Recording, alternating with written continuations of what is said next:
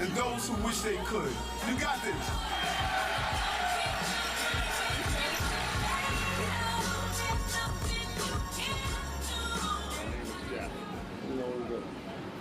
Good. All right, good afternoon, everybody. Excited to be here to kick off our New Year's Eve 2024 Security Press Conference.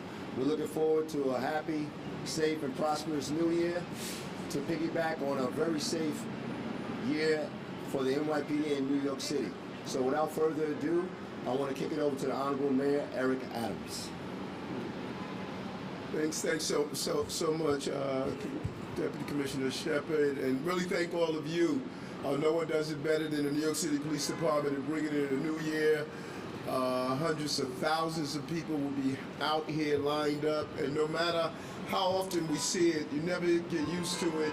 The excitement remains over and over again, and we are really looking forward to bringing in 2024 here in Times Square. I want to thank the team, the entire DOT, NYPD, FDNY, and the Times Square Alliance. This is their show. This is their Super Bowl. This is their opportunity to show what they do best.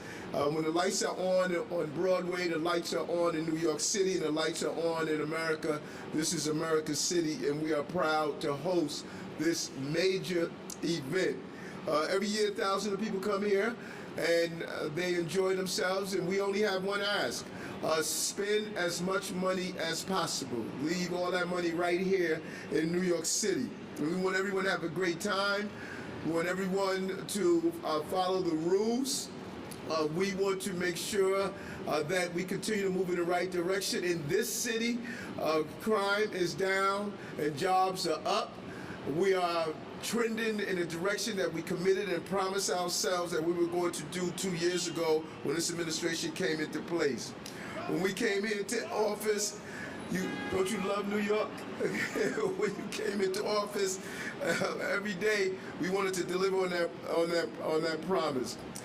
Events of this size, we know how to safeguard events of this size.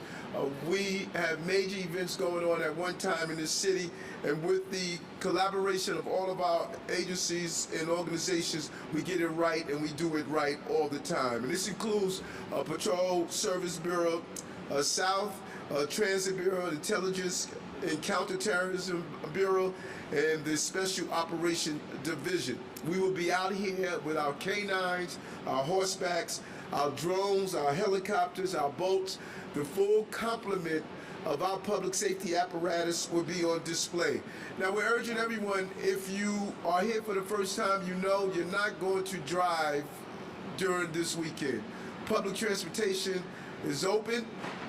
We are really encouraging everyone to use mass transit, and there's certain items you cannot bring into the safety zone, like large backpacks and alcoholic beverage are strictly prohibited. So please check before coming in so you won't be turned away. We'll find out the best routes to come in and the best time to be here. We know some folks line up early in the day and remain here throughout the day. More power to you. And we really love your enthusiasm, and we encourage you to have a lot of fun this weekend. So I'm wishing everyone a healthy, safe, productive 2024. This is a great year that we've had here in the city with all of the obstacles and challenges, and we are looking forward to leaning into 2024 and continue to do the things that we do, bring down crime and increase employment, and know that this is the safest big city in America, New York City. Thank you very much. Thank you, Tariq. Our next speaker will be our Chief of Department, Jeffrey Madry. All right. Difference a year makes. Good afternoon, everyone. Thank you, Mayor Adams, to all of our agency partners, and to President Tom Harris. Let me begin by stating very clearly, there are no specific credible threats to our New Year's Eve festivities or to the city of New York in general. And I'm going to directly quote the mayor, "No one does it like the NYPD." This is one of the most well-policed, best protected events each year. Planning for this year's celebration began as soon as our partners from sanitation cleaned up the last piece of confetti that fell here nearly a year ago. Each year we handle this enormous undertaking, all while maintaining our ability to respond to calls for service throughout all 5 boroughs. And we don't do this alone. We're in lockstep with our federal, state, our local agency partners, including the Times Square Alliance, to ensure a safe and enjoyable event for all. There will be thousands of uniformed police officers, including the 631 officers that graduated this morning from the police academy right here in the city. Our special operations, our counterterrorism units, our canine units will be deployed all throughout Times Square and throughout the city. There will be a large contingency of officers you won't see as well. Many in plain clothes ensuring the safety of our city, and watching overhead will be our aviation unit and our drone deployment package. If you're joining us here in Times Square, the crossroads of the world, I encourage you to use public transportation. We will be guided to one of our pins where our police officers will be there. They will be wanding everyone for safety. Just a reminder, again, no backpacks, no duffel bags, large packages, no alcohol. These are all prohibited items. But our officers will be there, and they will be there to protect you. Our NYPD officers will be keeping everyone in attendance safe, so you can celebrate ringing in the new year in the greatest city in the world. So with that, I wish you all a happy and prosperous new year. We'll see you this weekend. And if you're looking for any more information, you can tune into our social media pages at NYPD News. You can look at the Midtown South Precincts page, the Manhattan South Borough Commands page. They will all be updated with more information about this weekend. So thank you all. All right, our next speaker is our partner and friend, President of the Times Square Alliance, Mr. Tom Harris. Thank you very much. Thank you, Chief Madry, and thank you, Mayor Adams. I was looking at some of our pedestrian counts from 2 years ago when Mayor Adams took office, and we were averaging 150,000 people per day in Times Square. Our hotels were only at 38%. Thanks to the work of the Adams administration, we're regularly welcoming over 300,000 people a day, and our hotels are in the high 80s, low 90s, and a lot of weekends they're sold out. So thank you very much, Mayor Adams. You don't get enough credit for all that's right in the city. We're here to talk about New Year's Eve. We are very happy to welcome everyone back to Times Square this year. 2 years ago, before Mayor Adams came in, it was a reduced crowd. We are expecting hundreds of thousands of people in Times Square this year, and thanks to the hard work of the men and women of the New York City Police Department, they will have a safe experience. So we have a great show. We have 11 live performances in Times Square. The show is going to start at 6 o'clock at night and end at 12:15. And again, shout out to the members of the New York City Police Department and all the city agencies that will make sure that everyone has a safe, fantastic experience. Thank you. All right, with that, we'll take some on-topic security questions for New Year's Eve, and then I'll direct you to somebody on our leadership team that can answer. Tom Hanson, CBS. This is for Mayor Adams. Mr. Mayor, we've seen protests disrupt the Macy's Thanksgiving Day Parade. We've seen protests disrupt the Rockefeller tree lighting. How concerned are you that the same thing will happen again Well, this department experienced, well over 1,000 protests, several hundred, over 400 since October 7th. And unlike other municipalities, the ability to make these protests as peaceful as possible, they were successful in doing so. We have witnessed that there's a small number of people who are trying to embed themselves in some of the protests and bring about disruption. It's not going to be tolerated. It's not going to be accepted. This is a city where we're clear. There's no room for hate, and there's no room for breaking laws. You break the law, you're going to have to deal with the New York City Police Department in the process. The New York City Police Department did an amazing job during the tree lighting with individuals trying to disrupt the tree lighting. They executed a well thought out plan, and they're going to do so this time as well. People are going to come here, bring in a new year, enjoy themselves in a safe way, and those who want to peacefully protest, they have the right to do so, but you're not going to do that at the expense of disrupting those who are coming here to peacefully bring in a new year. James Ford, excellent. Appreciate you, and appreciate you, Mayor. Thank you. A year ago, first of all, many people we talked with here said they feel very safe coming to New Year's Eve. I want to make that clear off the top. It was pointed out that last year, just outside of the security zone, there was this machete attack on some of your officers. Is that having any impact on plans for this year, particularly outside of the perimeter? Well, I think that, if ever you want to see a well-executed law enforcement apparatus, that's a perfect example of it. You had an individual who assaulted 2 police officers, and at the same time, we were minutes away from one of the largest events of this city would host. And the police responded accordingly. The necessary personnel responded to the threat. They terminated the threat and remained in police agency. They knew what their assignments were, what their posts were, and they made sure that they did not allow that threat to take their attention away from them. We looked at that. Deputy Mayor Banks spoke with the police department personnel. We did an evaluation, and we're going to make sure we continue to be laser focused, not to be distracted when you have a threat of that magnitude. Because this person assaulted police officers, so there's a natural muscle memory that you want to respond to that. But you saw really just the opposite. You saw a professional trained police department. And Inspector Weiner and the entire team over at Intel, they are monitoring all the usual chatter and the suspect, and as the chief stated, there are no specific threats to the city, but as we saw last year, you don't have to have a specific threat to get a threat, and we're going to be ready to respond to that threat. Mark Morales, CNN. What's happening?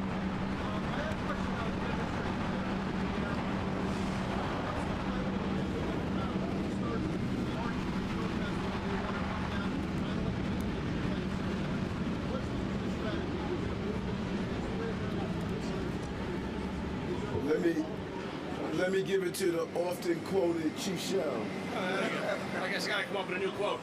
Just like our police officers there at the tree lighting, they did a great job that night of keeping protesters out from a lawful assembly, from unlawful behavior. So we're gonna mirror that with some changes, but our cops do just a great job as is the tree lighting to keep them off our perimeter and have the celebration continue for 2024. Chris Summerfeld, Daily News. Thanks.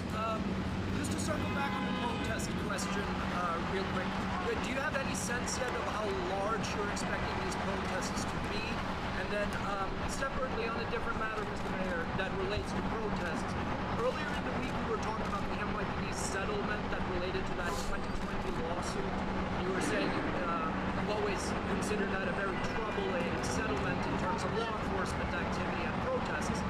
When the city entered that settlement, though, you praised the settlement and said it struck the right balance. So I'm just wondering kind of what changed there. Why did you change your mind about it? Well, because people exploit the intention of allowing individuals to peacefully protest. I think that people exploit that, and we're seeing some of that exploitation now. And when you do an analysis of it, although you're not allowed to block the bridges and prevent pedestrian movement, you're seeing when you have 5,000 people deciding to block the bridge and all you can do is issue them a summons, I think it encourages behavior to be disruptive in the city, and I don't want to ever encourage behavior to be disruptive in the city. Who's going to talk about the numbers? So, I mean, the groups that have regularly protested in regards to Israel-Palestine have been 1,000 to 5,000 on occasion, and you know, we're prepared for them at any number. We're prepared for different groups from different places, and you know, we will make sure this event stays safe and peaceful. Aaron Katersky, ABC.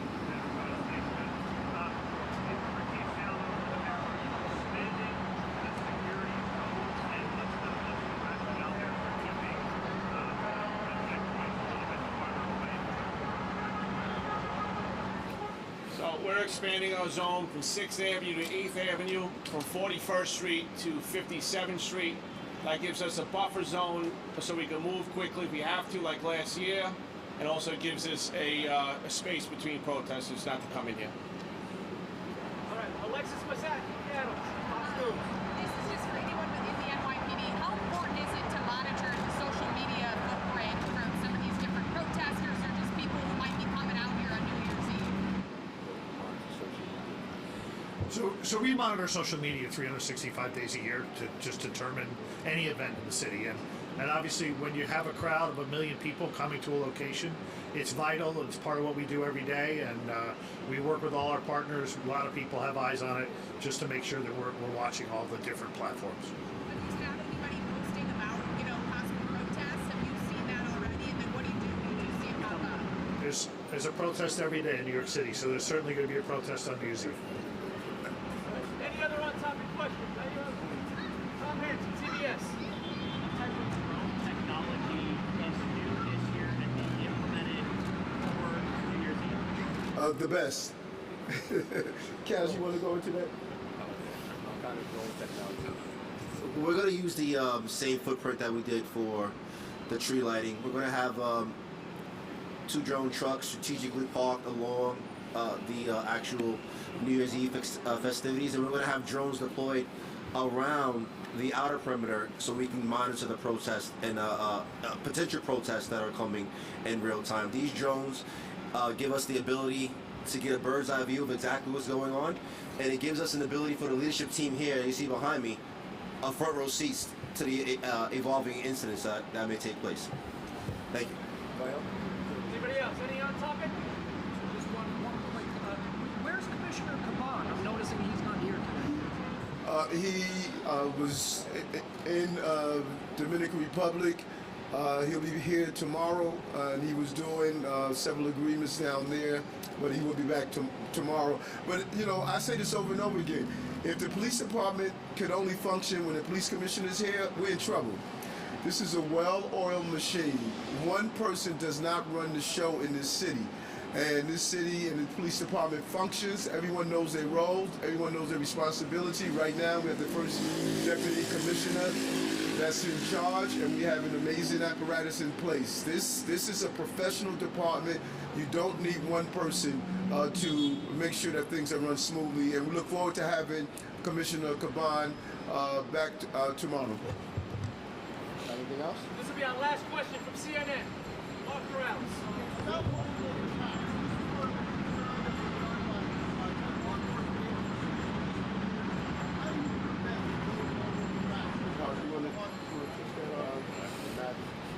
Lone wolf attacks, how do we prevent them? I mean, listen, this is part of our business, and we have to be prepared for everything. So with lone wolf attacks, it's really about our training, how we address our officers to make sure that they're alert and prepared. We saw this happen last year. We were concerned about a lot of things, and of all things that could possibly happen, that's what happened. But we're ready this year. We've talked about it, we've trained on it, and officers are aware. They're aware, there'll be heads up. We expanded our zone for better safety and security, and it's all going to play into the safety of that night. Good. All right, thanks everybody. This concludes our press conference. We're looking forward to a safe and prosperous 2024. Thank you for coming out.